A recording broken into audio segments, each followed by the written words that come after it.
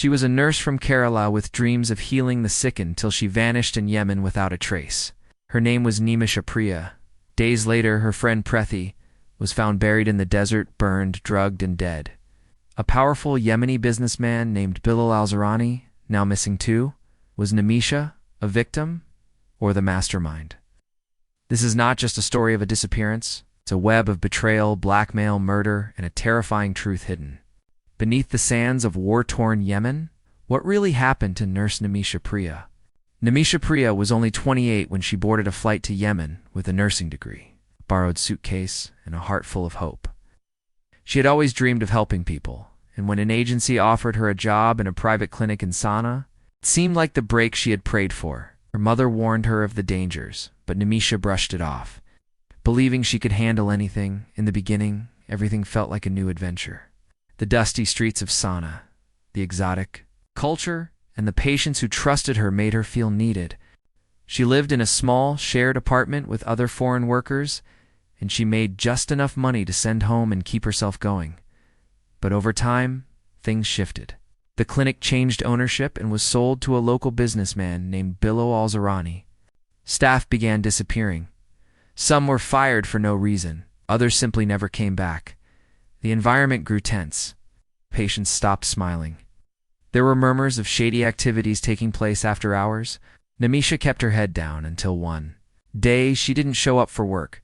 Her roommates tried calling her but got no answer. Her phone was turned off. Her room was empty and her bag was gone, but strangely, her passport and documents were still in the room's locker.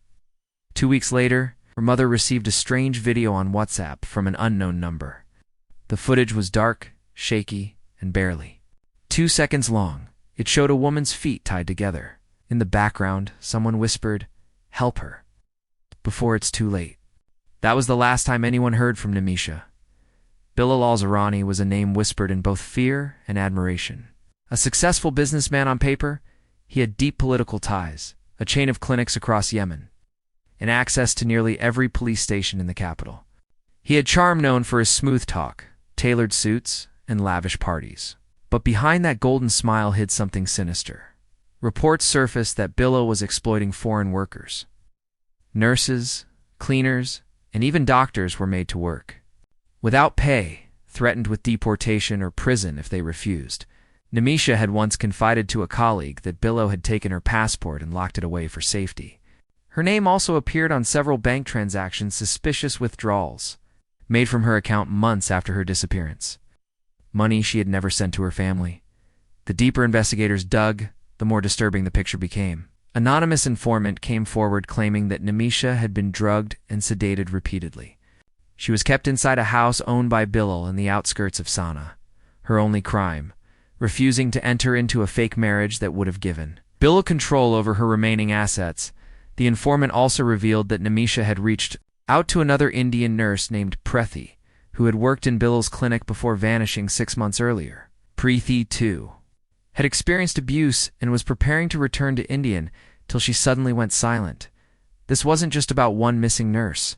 It was about a chain of women who had walked into a trap disguised as opportunity in a surprise overnight operation. Local investigators, pressured by the growing public outrage, raided Bilal's main clinic. What they discovered underneath the clinic shocked even the seasoned officers. Behind a false wall near the drug storage room was a staircase leading to a basement.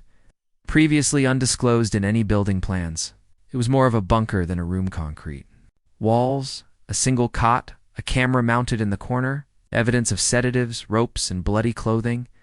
They found women's belongings, scattered lipsticks, earrings, even a torn nurse's ID card with Nimisha's name on it.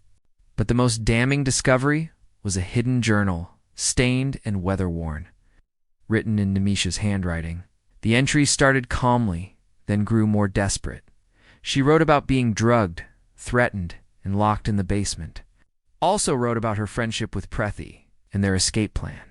The plan was dangerous: to poison Bilal using a slow-acting medication that would mimic liver failure. They believed that if he was incapacitated, they could steal back Nimisha's passport and flee through the southern port city using fake documents. But the final journal entry was chilling. It read, "Tonight we try. If I don't survive, let the truth be known, this wasn't suicide." The next morning, both women were gone. He had left the country the same night according to flight logs aboard a private plane to Djibouti, but no immigration checkpoint ever confirmed his arrival. 36 days after the raid, a shepherd near the border discovered a shallow grave half covered by rocks. Inside was a body in an advanced state of decomposition. Teams retrieved medical gloves, broken fingernails, and a hidden morphine vial. The body wore a nurse's uniform, its tags removed. The face had been burned beyond recognition. Authorities feared the worst. DNA tests were rushed, and the media ran with the assumption that it was Nimisha Priya, but the results shocked everyone. The body belonged to Preethi. This changed everything. Nimisha was no longer just a missing nurse. She was now at the center of two disappearances. Sand one confirmed death. Some speculated that the poisoning plan went wrong. Maybe Preethi died accidentally, or maybe someone betrayed someone. But one detail stood out. Preethi's phone, found next to the body, contained a hidden audio file. The voice was faint, but it mentioned one name again, and again a Nimisha. New questions surfaced. Had Nimisha killed Preethi? Had Billerani turned the two women against each other before vanishing? Or had Nimisha gone on the run after witnessing Preethi's murder? Interpol issued a red notice for Billerani, but no trace of him was found. Security footage at Sana'a airport was mysteriously missing for the day he supposedly fled. Every trail ended in silence. 2 years later, a French aid worker named Celine posted a series of photos from a refugee camp in Sudan. Among the images was one that caught the attention of internet sleuths. Behind a group of children stood a woman, face covered, but her eyes matched those of Nimisha Priya. The post went viral. The photo was enhanced, facial structure analyzed, and side-by-side comparisons with Nimisha's old ID confirmed a near-perfect match.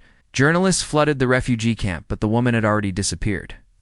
Camp records had no listing under her name, and her tent had been burned in a recent fire. But that wasn't the end. 2 months later, Nimisha's mother in Kerala received a letter postmarked from Port Sudan. It contained no return address. Inside was a small piece of cloth with the initials NP stitched in the corner, and a note written in Malayalam: "I'm alive. Don't look for me. I've seen things no one should." Speculation ran wild. Some believed Nimisha had become a ghost nurse helping victims of trafficking escape through underground networks. Others claimed she was dead and someone was using her identity. A darker theory suggested she had taken over Billow's illegal operations and was now hiding in plain sight. No one knows for sure, but one thing is clear. Whatever happened to Nimisha Priya didn't end with her disappearance.